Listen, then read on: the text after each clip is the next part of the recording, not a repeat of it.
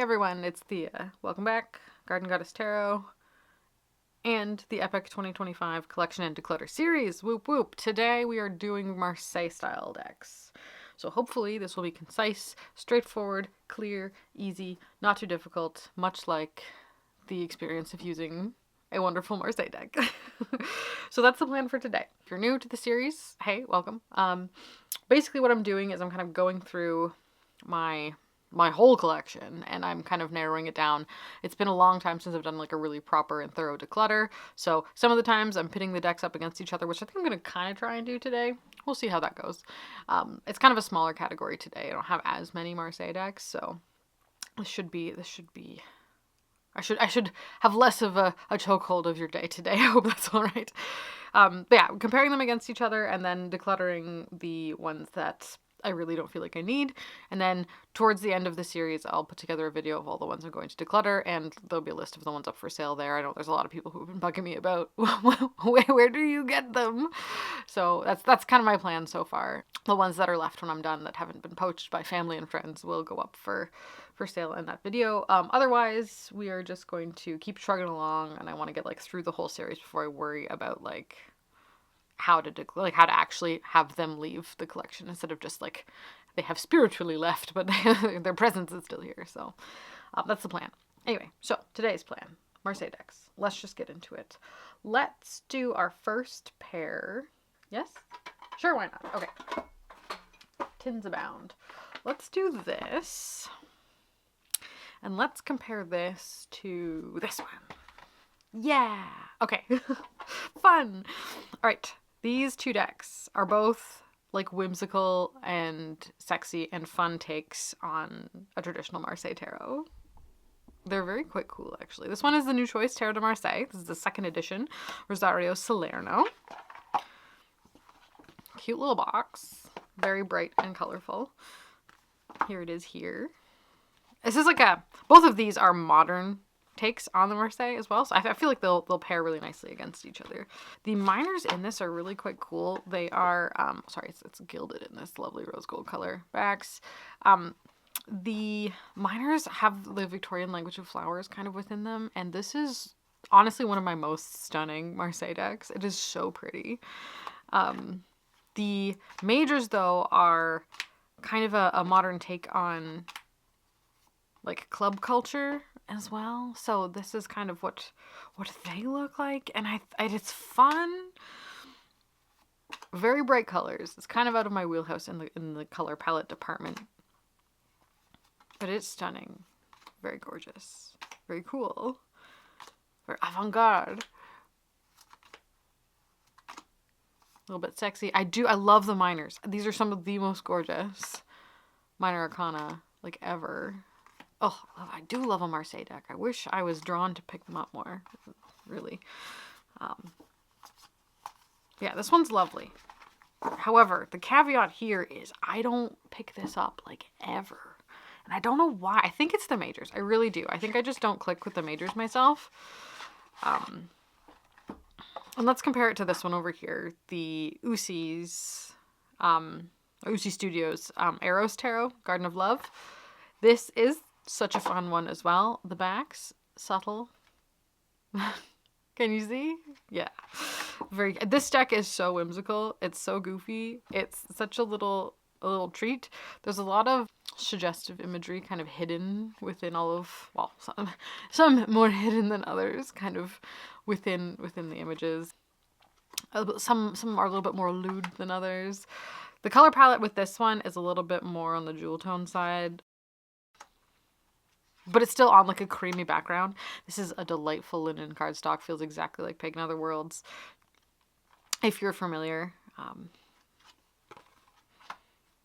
But I'm definitely more drawn to using this one than this one, which is wild to me.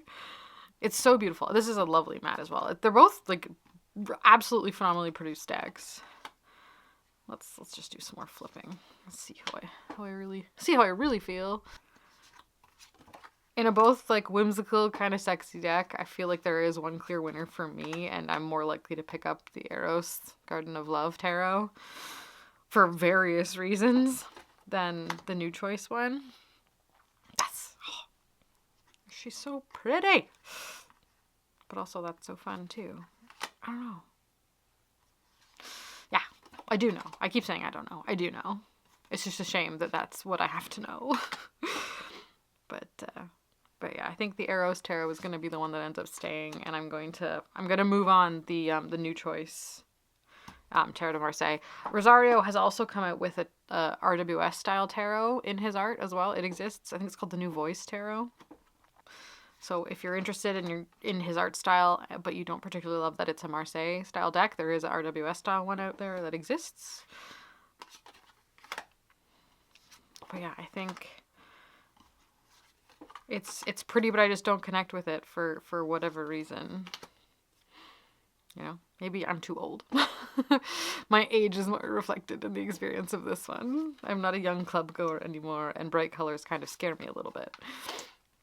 If you've been around my channel for 5 minutes, you'll kind of know. So, but yeah, I'm gonna hang on to the Eros Tarot, which is not a surprise to me. But yeah, this will be going in the to-go pile, unfortunately. But it is beautiful, and I do the florals in the minors are just, oops, Queenie's upside down, are just incredible. Like it pains me to let these go, but I just no matter how pretty the minors are, if I'm not going to use the deck, I'm not going to enjoy them. They're just here waiting for me to not pick them up. So it's gonna go. I will ensure that it finds the home that it is destined for, which is unfortunately not here. And then the Eros will stay. It's so fun. Oh my gosh. Look at her. Look. Okay, sorry. Yeah, this one sparks joy. Other one does not. All right, let's do this. And we will put this up against wildly unfair comparison. I have a bunch of Artisan Tarot decks. The first one I ever got was the Necklace Convert. I think I kickstarted this. I'm pretty sure. I think this was a Kickstarter. Way back in the day. This was my first Tarot de Marseille. This Artisan Tarot does modern cleaned up recreations of historic decks. So the Convert is kind of the one that a lot of modern Marseille decks are based off of, imagery-wise. Here's the backs. Very cute. Simple. Very simple. Like this is like bare bones, simple Marseille. The colors are very, like a limited color palette. Bright white backs. This feels so, like, it feels like a tool. It's very functional. I do really like the wands and the swords in the minors of this one, actually. The cups always look kind of goofy, like, to me. They look like fish mouths, but that's fun. It's part of the charm. But yeah, these images are, if you're familiar at all with Marseille, are going to be burned in the back of your brain as well. The pentacles are cute, but yeah, something about the wands and the swords. Like, I'm excited when they come up in a reading. They look so good. So the curved ones are swords, if you're not familiar with how Marseille goes. There's another pentacle. Can I have a wand, please? No? No wands for me today? Oh my gosh, where are they? There they are. There's some. I think the black is super striking. It's just gorgeous and incredible. I love. So, anyway, the Nicholas Conver is one that's kind of cozy and close to my heart, and it's, you know, it was my first TDM deck. So obviously I was excited and bought like a whole bunch of other decks from Artisan Tarot. One of those was the Jacques Faville here. And let's just look at it next. Actually, I shouldn't have put this away because I don't think I've ever put them side by side before. This is just another historic, rendition of a Marseille deck. This is interesting because you can see like I don't think that's that's just how the original card was. I don't think it's they like formatted it incorrectly. That's very interesting. That one. I do like the colors on this though. I was thinking, I'll probably get rid of the Jacques Faville and keep the Conver, but I do love the like little bit smoky tones of this. Like that is a beautiful purple, and that mustard color is great. And it also, I forgot it had the variations of the majors, so it's a little bit different than what we would expect to see. So this being the star is excellent. It's a little bit bubblier too. A little softer. This one's sharper in the imagery. They're really close. But yeah, that's a fun devil. Yeah, no, never mind. Never mind. I thought I was going to be letting go of this one, but not. Nope. Nope. Why are you upside down? Why does that always happen? I don't think I've got reversals in here. I have a bad habit. Or no, wait. Is this one of those ones where the Hanged Man is that way? I can check the backs. Yeah, I think he's supposed to be this way in this deck. Which doesn't make any sense. But all the majors have their numbers at the top. And the way that the backs are lined up, like, oh, can we tell here? It's the same when it's that way. But if I flip him back around, it doesn't. The backs aren't the same. So it was printed with him being that way. I think I've made that mistake before. That's so funny. Wow. Yeah, quizzical little guy. As I will honestly say though, I'm not the kind of tarot nerd that goes too ham on Marseille decks, like the minute differences in the imagery and all of its meaning and stuff. I'm not really like, not super hyper fixated or obsessed with that. I can recognize differences, but I'm not like, oh, this was from this year and this was because of this and it was from this region of France and blah blah blah. Like I'm not super versed in that like detailed level of knowledge. Like for Marseille decks, for me, they're tools. Like I use them as a deck to read with, as less of a research paper or a something to look into. But I'm actually kind of really charmed by this. I just obviously haven't got it out of this box in a while, and I do quite like it. Wow. Okay, surprising myself here. I have those little goofy people as well. Yeah. Okay, never mind. It's gonna stay. Jacques Vaville, sorry. And the Nicholas Conver. That's them. We won't keep it too long, but just so you can see some more of the gorgeous color palette. The whimsical. Look at that! Ooh! It's the Tower card. Nice. Yeah. Yeah, that's great. Yeah, both of these from Artisan Tarot. I don't know why I thought I would be able to get rid of one. Silly me. They're staying. And I have to like remind myself too, like I don't need to be like declutter for the sake of decluttering. I think these last couple categories have been ones that have been really hard for me just because I have such like a concise collection of ones that I do like, which is good. That is a good thing. Like, I have them, I like them. It's just there's some other categories. I think there's some coming up as well where I will be more ruthless because I know there's ones that don't necessarily need to be here, and I need to remind myself not to impulse purchase decks like that. So this whole thing is going to be a learning experience. I'll probably do like a big old wrap up at the end talking about how much I've learned from this because, oh my goodness, it's pretty wild. But okay, enough rambling. Let's do the next pair, which I think I'm going to pair these two. Oh, both in bags too. Interesting. This is a Krista bag. The color of this, actually, what I might do, because I'm looking at it, those purples and those greens might actually match the Jacques Vaville a little better. And then I would remember that I like it and has cool colors. But for right now, inside of this gorgeous Krista bag lives the Rider Marseille Tarot. And that's Krista from Krista Chronicles, by the way. She's got a Etsy shop and a wonderful YouTube channel, which you should check out. Rider Marseille Tarot deck. Alejandro Rosen was the artist. It's an Artisan Tarot deck as well. And we're going to be putting this one up against this little guy, which is the Marseille Weight as well. So both of these, so Rider Marseille and then the Marseille Weight Tarot, they're both kind of a Marseilleification of the Rider Waite Smith. We're going to look at them next to each other. Those are the backs on that one. These are the backs on that one. And here's the fronts. Tarot tube is so funny. Okay. So, linen finish, kind of a standard mass market feel, not really glossy, not really matte. Kind of how it goes. I love the little horsies. Okay. My thoughts on these.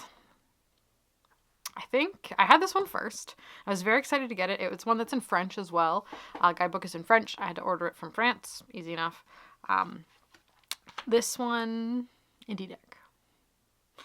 Both of them, again, are like a Marseilleification in art style of the kind of character drawings of a Rider-Waite-Smith deck, so neither of them have the pips in them.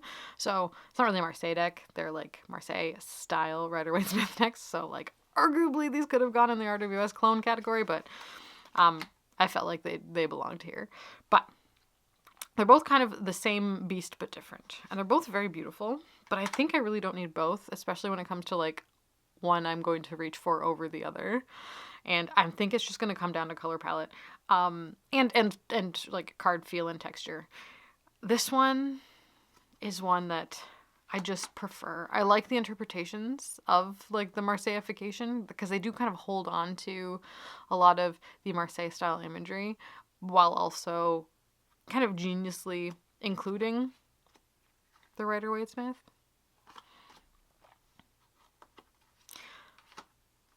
I feel like this one's a little more subtle. Because like that just... The only thing that feels Marseille about that a little bit is just the slightly medieval drawing style, but it doesn't scream, like the configuration isn't there. Whereas over here, we still have the art style of a Marseille deck. You see what I mean? But it's beautiful. Like it's still a perfectly functional, great, good-looking deck. And it was the first to do it as well. This one existed before this one did. This one also commits a heinous tarot crime, in my personal opinion. Which I guess technically this one does, but it doesn't feel as bad. It has bright white borders, but then the backs don't have a border on them. It's just, like, it goes all the way to the edge. Which this does, but for some reason this doesn't bother me because there's kind of a cohesion in color. But for some reason this one, it just feels, I don't know, it's something I think about often with this deck, is that there should have been like a little white border around this. I don't know. Maybe it's just the bright whiteness. I don't know. But anyway, tarot crime, in my opinion. Tarot police are coming for you. But yeah, I think it's just the colors. This is more muted, more likely to grab for this.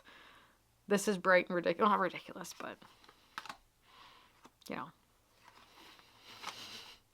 Like, that's just kind of a different art style of the Rider-Waite-Smith, right? Where this feels more closer at heart to a Marseille. So I am partial to this one. And I have to stop looking at this or I'm going to talk myself into keeping it because it is really pretty. I just never use it. It's one I don't think to pick up. It's like on the bottom of my list of, like, if I'm going to go for a Marseille style deck, which I shouldn't even consider a Marseille style deck. I should consider it a RWS style deck. But yeah, look, how fun. I mean, they'd pair well. But yeah. Anyway, those are my thoughts on those ones for today. Yeah, I think I am going to pass on this one. It might have survived if it had a tuck box to live in, but it lives in this bag, which is very nondescript, so I don't even think about it. It's one that just escapes. It's like an out of sight, out of mind deck, and that to me is an indication that it's something that I don't need. So we're gonna hang on to the Rider Marseille by Artisan Tarot, and then we will let go of the Marseille Waite over here. I gotta find the box for it somewhere because it has a box in a little book, but I've hidden it from myself. Well, that wasn't too bad. So far we've gotten rid of 2. I think by now I was expecting to have gotten rid of 3, but hey ho, here we are. Let's do this one next to this one. Sure, why not? We're getting down to the bottom, guys. So as I said, this isn't going to be a super long one just because I don't have as many Marseille style decks. This is the Inversion Tarot, which, if you're new here, I talk about this a lot because I love it so much. It's in this lovely little tin. This is a US Games deck? Yes it is. Artist, creator being Jody Boginski-Barbesi.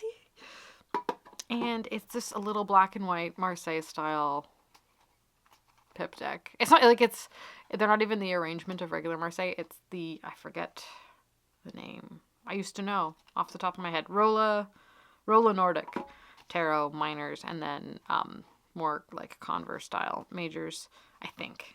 Don't quote me. But I use this all the time. It is like the best clarifying tarot deck. And it's a little guy. How many times in this series have I said, ooh, I love a mini, like I love a little guy.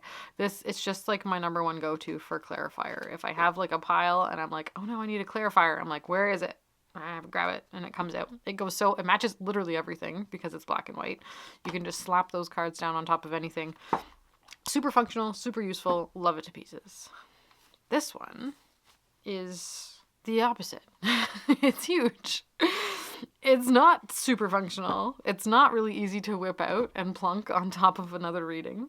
But it also has a lovely little like dark kind of theme to it. So I'm just going to be interesting putting these guys a little next to each other. You need more room though. This is the Le Tarot Noir, another French deck that I had to order from France, but also easy enough. Yeah, and here's them. This one is huge. Compared to this, which is just like a little mini guy, like I could fit 3 of these. Almost 3 of these fit on one of these, which is so funny. But yeah, it's big.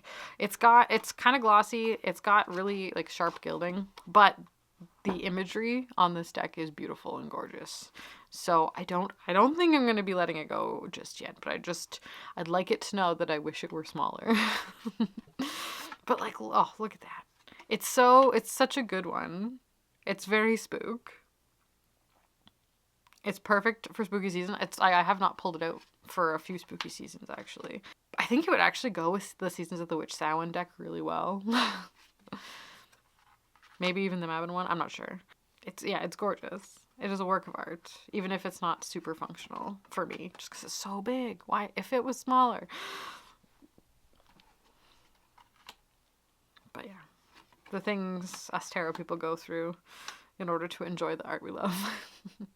And like, because it's so big, I can really only pull a 3 card with it. Like, unless I've got an entire, like, if I'm doing a reading on the kitchen table, which doesn't happen very often, it's one that I'm really limited to the number of cards I can pull. And with Marseille, I like many. Like, because it's such like a quick and snappy read, for the most part with Marseille, really intuitive. Like, the card meaning in the context of the reading comes to you really quickly with Marseille decks. And card, like, combinations, it's really easy to, like, for me anyway, I find it, because I'm not distracted by everything that's like going on in the image of a scenic deck, I can combine cards in a reading to kind of extrapolate their combined meaning a lot more easily with this type of deck. And it's just such a fun reading experience. And sometimes, especially if you're really overwhelmed, you're in a really emotional place, like something as clear and concise as a Marseille deck is a perfect one to pick up. It's no muss, no fuss. Like, they really are tools. But like, dang, just the color palette of this is stunning. But yeah, I think both of these are wonderful decks. I think as much as I like adore this one with my whole ass, I don't dislike this enough to get rid of it, but I will just consider, like, if I don't use it in the next, this one might be a little ultimatum one I give to myself. If I don't use this one in the next year, I will consider letting it go, but for right now, it's gonna stay.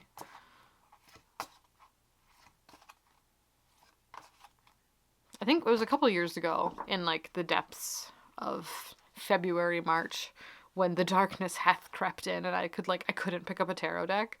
I was just too overwhelmed. It was too much. Couldn't handle it.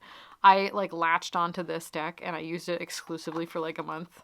It was all I could use in that time. And it kind of brought me back around to my love of tarot by just being so simple and kind of meeting me in the darkness as well. So it was a really good one for that. So I have been through a little bit of a time with this one. So they're both special. One is like infinitely more usable than the other. Don't be afraid if you're making a tarot deck to make it wee. So small. Yes, Le Tarot Noir and the Inversion Tarot. I think both of them are still available too, actually, but they're both gonna remain a part of the collection. Let's put this one next to this one. Sure. Sure, why not? This is this one. This is just who is it even by?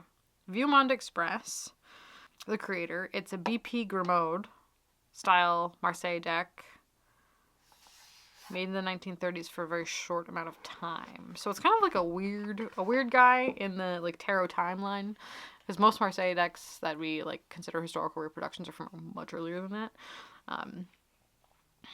Yeah, little booklet. I adore these bags. Look at this. How fun. See, it's funny. I'm like, I adore these backs, but it does the thing where it's got a light border and then a solid back. I don't know. Maybe I just can't get myself straight. I think the color palette of this one is delightful. Again, you can tell I like the shadowy, murky, muddy colors as opposed to like bright, clear colors. This is just so gorgeous.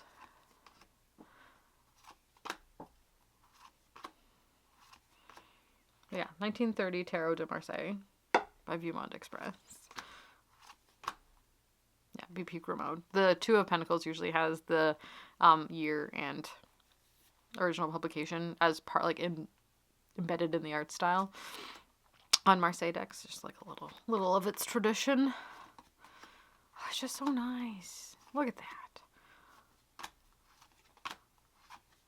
Another one that I'm like, I should pick this up more. But at the same time, like, you see how similar these all are. It's just like slight differentiations in like line style and color palette. And you can really like go off the deep end looking at like all of the different Marseille decks that exist and expand your collection infinitely. But I think when it comes to like functionality and usability, like I really personally, I don't get as much from the slight differentiations in art style to feel like I need any more Marseille decks. You know, like I have the ones that suit the color palettes that I enjoy, and I need to stop looking because I'm good. She has blue hair, like, come on. So good.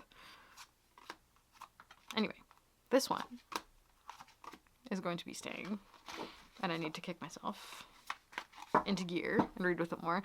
And it will be going up against, let's see, in this lovely Johnnicky bag, by the way. Stunning, isn't it? Another wonderful tarot friend on YouTube, Catomancy Tarot, who has an Etsy shop and makes amazing tarot bags. Both of these are super good. But my Tarot Classic, my old vintage copy of Tarot Classic lives inside this bag, which is perfect for it. The cute little pinky brown bag goes wonderfully with this little old guy from 1974. Oof, there it is. Yeah, I gotta be very ginger with this poor box. The deck is in fantastic shape, and it's also slightly smaller than a regular deck.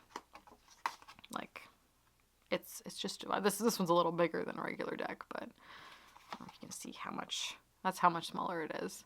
So it's just, it fits in your hands so well. It's on that lovely, like, vintage cardstock, which they always got right. When was the last time you picked up a vintage deck that didn't feel amazing in your hands? This one is another one with kind of interesting colors. We have, like, a neutral yet pinky color scheme to it. There's a lot of florals on the minors. It's just a really beautiful version of a Marseille deck. The original and only authorized edition in full color of the complete 78 Tarot Classic fortune-telling deck, based upon original 18th century woodcuts by Claude Burdell. Reissued by US Games. This is an old US Games deck. In cooperation with AGM, Switzerland. Anyway, it's amazing and iconic and so good. You can still kind of find these around. It's been a while since I've like looked, obviously, because once I got one, I kind of stopped looking. But you know, they come up here and there for not too much. Interesting font. Look at that little guys. Yeah, just a lovely, great, easy reader. How much can you say about a Marseille deck other than ooh, look, colors? But let's do some side-by-side flips. So this one's a little bit more vibrant. This one's a little bit more muted. I think like on the table, I like this one better, but in the hand, this one feels better. But now we're just splitting hairs, really. Look at those pages.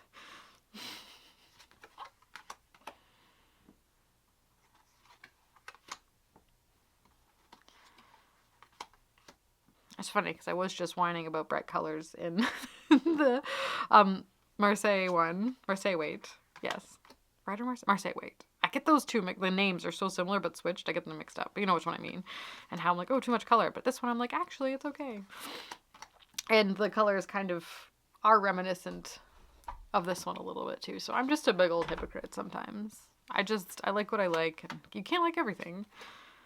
And some things just don't make sense. But I think the vintageness of this is quite appealing to me. The backs are also so cute. Hey, a couple more lovely Marseille decks. Are you sick of looking at Marseille decks yet? I hope not. Anyway, I think both of these are going to hang around. So that is the Tarot Classic. The oldest Marseille deck in my collection, like physically, the physical publication. Anyway, it will go back in a straw key bag to be kept safe. Secret and safe. And the 1930 Tarot de Marseille will go back in his little box with a big note stuck to it saying, Thea, use this ever so often. Whee! This is not a tarot deck, I hear you say from far away. The tarot deck lives inside this box. Oh, I forgot. There's also a playing card deck in here, too. Maybe we will tackle that in future. Not right now. Right now, we're going to be looking at these two. This is the Visconti Tarot. I'm going to zoom in because both of these are very small. These are small little boys.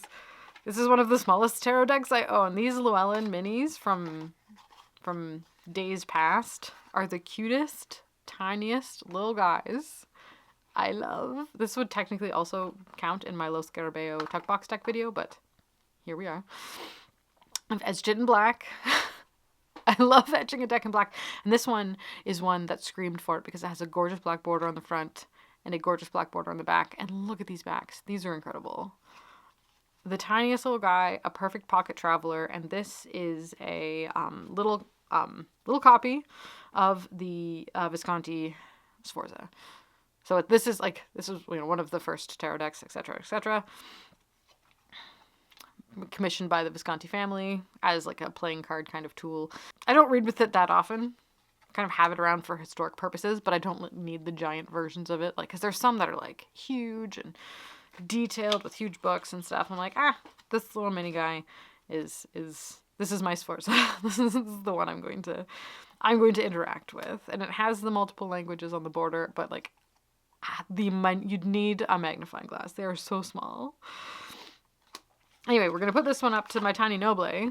So this is another Artisan Tarot deck. This is the Jean Noble Tarot de Marseille. Similar backs to the other one. Yeah, we'll have a look at these two. Like, again, a Marseille, different color palette, different line work. This is as close as we can go. I'm sorry, guys. These little decks. But yeah, this is kind of the like a tarot origin story version. Like, it's part of my historic collection. Kind of a lot of the Marseilles are, just because Marseille was older and kind of where tarot kind of evolved in its own little different lineage. Tarot itself has been on a wild journey. But yeah, everybody's got their own little place in the story. And I like to have little representations of each. That is a good tower. Oof. And a great devil. Whimsy. Such good. And I don't know if this is like sometimes what they'll do. It's a mini Visconti. Sometimes they'll like amalgamate different decks, because I think the original Visconti is missing. Or no, that's the Solobusca. Never mind. One of them's like missing cards, so they kind of, if they don't have those cards from that version of the deck, they'll like approximate cards from other decks around that time that are similar enough. I don't know if this deck has done that or not. I'm pretty sure this Sforza has, and I don't actually... Sorry, the Solobusca does, but I don't have a copy of the Solobusca, which is fine. I'm alright. I don't actually read with my historic decks all that often. But I like that these are little. And this little Noble travels well. I'm going to grab a Marseille to go. Something like this is nice. It's good, sturdy, like casino grade, like thick core linen finish cardstock, very snappy. Shuffles like a dream. I gotta show you this, actually. I have an urge has come over me, the need to shuffle. It's just a treat. I also have to remind myself that there are people in the world who don't shuffle and bridge like this. So, like, they don't necessarily need thin, flexible cardstock if they're just, like, overhand shufflers. My sister was over a day or so ago, and I had her look through the pile of of ones I was decluttering, and, like, the quality of the cardstock meant nothing to her. And she was like, show me how you shuffle, and I did, and she's like, I can't do that. And then she tried, and I'm just like, okay, I gotta remember, not everybody is a weird, crazy card shuffler, so. And their opinions also matter when it comes to whining about cardstock, but, you know, I've got what I've got, and I like what I like, and that is to say, I like a thin, flexible cardstock, because I do like to shuffle that way. And, like, thin cardstock isn't bad. Like, a lot of the time, we're gonna have a tangenty conversation about deck longevity. The decks that stand the test of time are the ones that have a nice thick core, but are flexible. Because when they're not flexible, then when you shuffle them, they bend and break. Or they fall apart. Or there's more of like a papery material about them that absorbs moisture. Sorry. I love the fool in this one. A little dog. It's so great. Or it's like, oh, here's a couple of strengths next to each other. I don't particularly love the strength in this one. But it was the way then, I guess. But sorry, what was I talking about? Tangent. Oh, just deck longevity. Yeah, the thicker, paperier ones, like the decks that tend to be released nowadays, they will absorb moisture and oil from your hands over time, and they will break down faster. So thicker cardstock doesn't necessarily mean good. But that's me on my little soapbox. I'll get off of it now. But anywho, as we know, good and bad doesn't exist. It's all just personal preference. So us just whining about the way we like our tarot decks on the internet is it futile? Maybe, but I just need to express myself every so often. Apologies if you must be subject to it, but anywho, oh, I love this little hanged man. Look at him. Look at him. He's like spooked. He has been shocked. He doesn't know what's going on.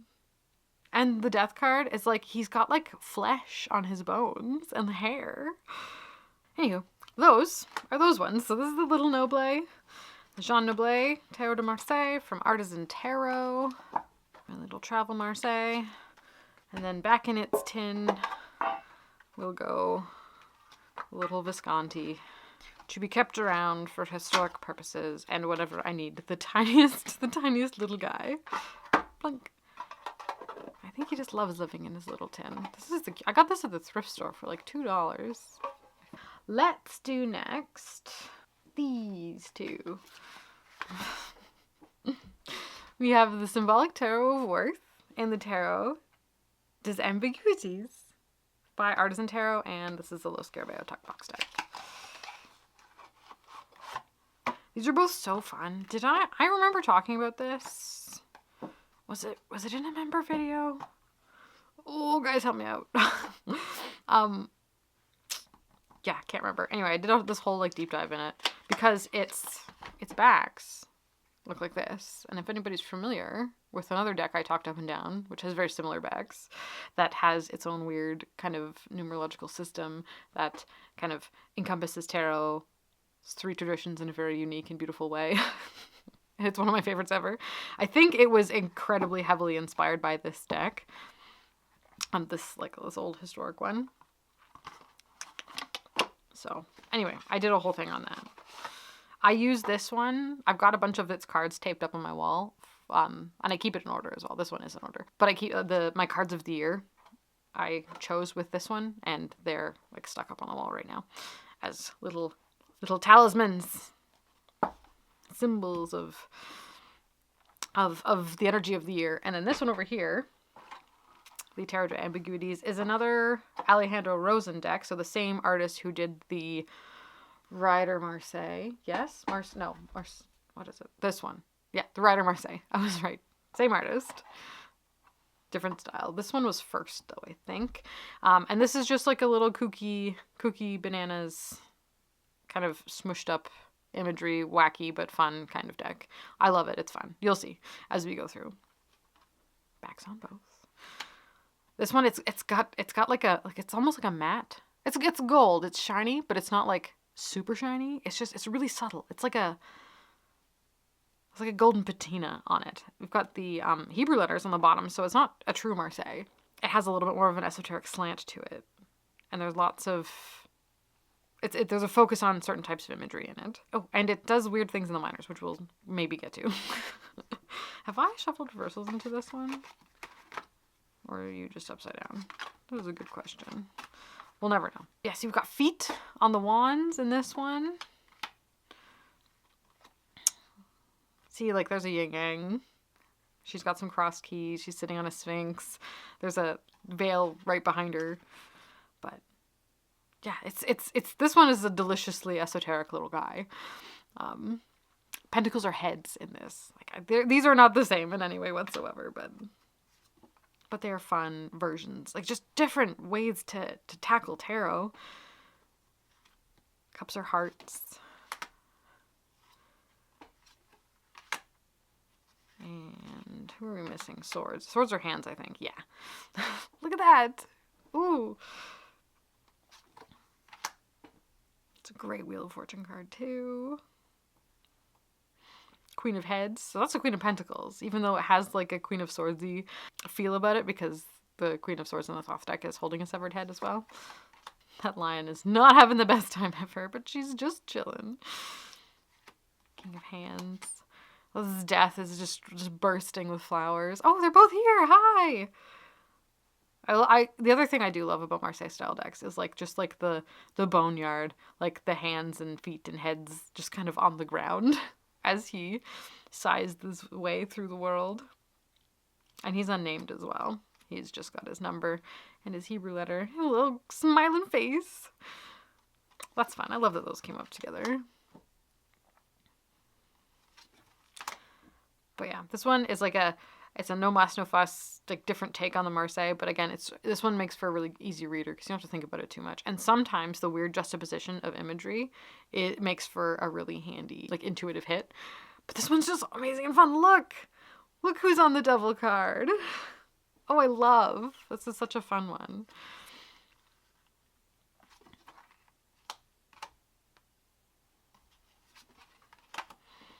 Yeah. Anyway, both of these are incredible. So they're going to stay. So yeah, here's swords with some hands. Oh, speaking of minors, we wanted to get into some over here. Didn't we? So there's an ace. So the way the minors work in this one is there's always a nod back to an associating major arcana card. So the twos will all have a imagery that links them to the High Priestess. Energetically, the threes will have a piece of imagery that links them to the Empress. The fours will have something that links them to the Emperor. And so on and so forth, all the way through, even through the courts. So I feel like that's something that the Marielle also does with its energetic pattern and the way the imagery is created, but it's also kind of like buried. You have to like dig a little bit deeper to find those associations, where here it's like, oh, okay. Chariot guy his head's literally here, and then there's his little breastplate as well. You know, on the 8. The lamp on the 9. The wheels literally right here on the 10. And then it's a little bit more subtle in the courts, but I have been able to find, I think his outfit is similar to the, oh wait, no, the Hat of Strength. Hat of Strength on 11. I think the outfit is the same as the Hangman on the Knights. And then for Death, I couldn't find what it was for her, but I knew, like, I was like, I know it's there. Where is it? 12. It's funny that you're thinking of the Queen as being associated with death. Like, she has a stick, which is kind of scythy. She's also with child, which is very interesting. One can assume that slight bulge in her. That's one thing I don't necessarily love about tarot. Like, sometimes, is it just the art, or like was the creator intentionally making her pregnant? I'm not sure. Yeah, but there is here is a little swoop that is a slight nod to the scythe here. But yeah, that one was a tricky one. It took me a second to figure that one out. There it was. But yeah, she's linked to death. And then Temperance over here. Easy enough. And then we're back at the aces with a little magician's hat and a little hand. So it's, yeah, it's lovely. Pentacles look like this. Let's do the wands look like this. They're just gorgeous. Shiny. These are just a stunning choice for a mass market deck. Still available. I would, if you're into like slightly esoteric tarot as well, this is fun. I could have put this in that video, but I wanted to leave some for the Marseille one, but yeah. Anyway, wands, and let's do, I'm gonna show you what they all look like. Swords look like this. There's just the imagery. It's lovely. So good. Anyway, that's the Symbolic Tarot of Worth. Again, I spent too much time going through it because I like it and it's fun. Should read with it more, but again, I'm using it as kind of a token of the energy of my year right now. Whether I use it for that next year, unsure. Don't know. Don't know if that's something I'm gonna be doing, but it's definitely sticking around because it's wonderful. And same with the Tarot of Ambiguities over here. Just a fun, kind of gnarly reading. This one. Super good. Actually, I just did a reading for myself with it. And it was fine. It was fine. It wasn't super nice to me, but that's okay. Those two. Yeah, that's it. I think you guys have done it. I'm gonna do these last 3, bang them out quick, and then I will free you for my clutches for today. A sensibly length video. What a concept. I'm gonna talk about my Lenormand decks because I literally just have the one. I'm going to talk about the Tarot of the Drowning World because in my brain it's a Marseille deck. And then I also have this playing card deck here, which is my only playing card deck. So we're gonna talk about it. Well, we're gonna talk about it. I'll just show you. It's just a playing card deck. Just a playing card deck with kind of vintage edges and a couple of jokers, and there's the backs. That's it. So if I ever do playing card divination, which is very rarely, this would be the one that I would grab. And I know there's 8 million playing card decks in the world. Usi does some amazing playing card decks, the pagan playing cards, and there's just a bunch. I think they've got a bunch of others as well. But this isn't an avenue that I want to start like a full collection in. I'm happy with just the one. And we don't play like enough card games. I really only know how to play War, Go Fish, Solitaire, and what's that other one? I forget what it's called. I'm so good at games. But anyway, that's kind of my like playing card use. But oh, bullshit. That's what it's called. Or cheat. Some people call it cheat. Some people call it bullshit.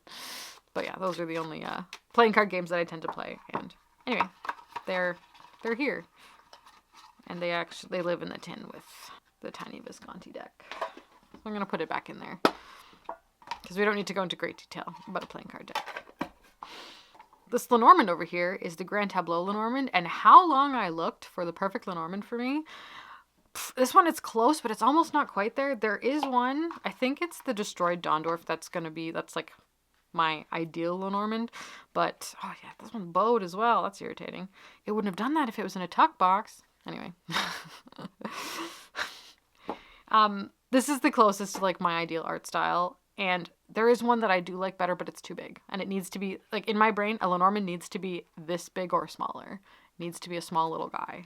Playing Card Association, cool vintage, slightly like Victorian style, like watercolor and ink drawing. That's all. That's what I want.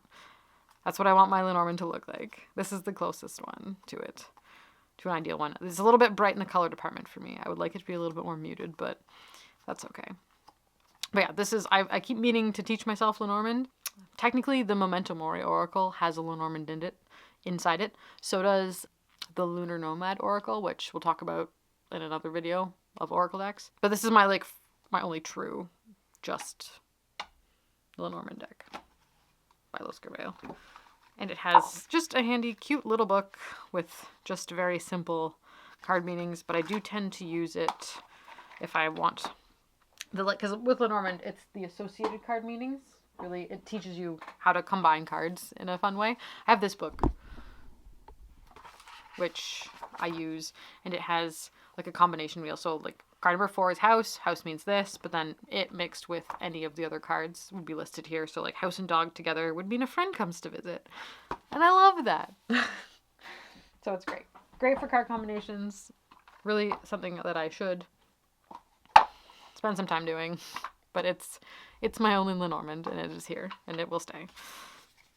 And I will not buy any more Lenormands until I like have more of a firm grasp, because like the card meanings escape my memory, and I have a bad habit of the tarot. Like if a card kind of has a tarot association too, my brain will latch onto the tarot association of it. So, and here we have the Tarot of the Drowning World by Dr. Falk from Fledermaus Workshop. A seasonal oracle from the Jardin Sauvage, Savage Garden. That is a great band, by the way. Anyway, I love this one. Fledermaus Workshop, same creators as Carnival at the End of the World, but this is my favorite deck of theirs. This one. It's big.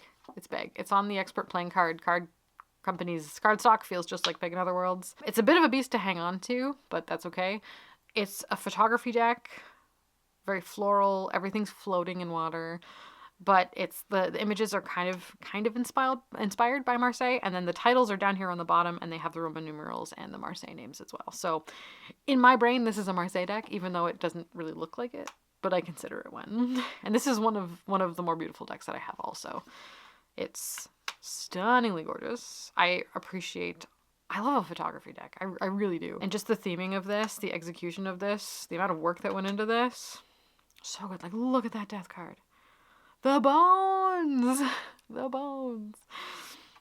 It's a great reader. It has like the book that goes with it is wonderful too. Like the writing that they do with their decks is great, and it's a shame that the Carnival at the End of the World did not work for me because the book is so good, but I don't know, I just didn't connect with it, and I don't need to apologize for that to myself. It's fine. Do not need to feel the guilt. And it's wonderful that another deck by them did hit so much better for me, and it's this one. So yeah, 9 of Pentacles. The Papess. Look at all those little violas in her hair. It's like, they're like little I Spies too. Like you really can go in and like pick out all the little whatnots. It's lovely. This is one that may not be for everyone, but I think it's so beautiful. And there's a few extra cards in it as well. Both of this company's decks throw in a bunch of oracle cards. So this is L'Homme Perdu, which is the drowned man.